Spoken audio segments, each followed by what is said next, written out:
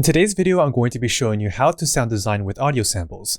And more specifically, here's how to sound design using samples in 6 steps. And if you want a deeper dive into this, go to 6stepmusic.com/guide. Now let's start by setting things up by selecting any type of sound you want and putting it into a sampler. The very first thing we need to do after this is to isolate any frequencies that you want in the sound. In this specific case, I kind of just randomly selected one, but you can play around with any one of these frequencies. The second step is to know what pitch you want the sound to be in. Now you can do a higher pitch or a lower pitch. In this specific case, we're just going to be using a lower pitch. The third step is to apply an ADSR style. Now in this specific case, we're going to be using a cooling style.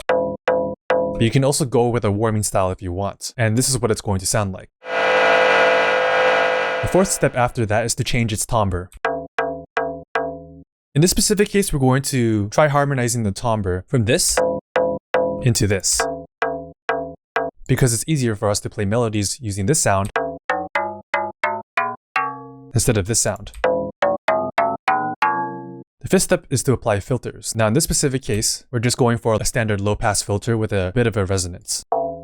And then the final sixth step is to apply effects and modulations. Now in this specific case, we're going to be applying a phaser, a unison plus a chorus effect, some distortions, reverb, and a timbre modulation. So in the end, we're going from this sound into this sound.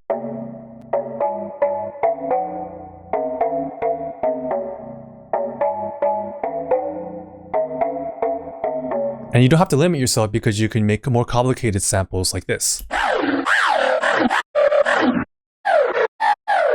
And again, if you want a deeper dive into understanding how sound designing audio samples are used to create songs, click the link below this video or go to 6stepmusic.com/guide to get a free guide.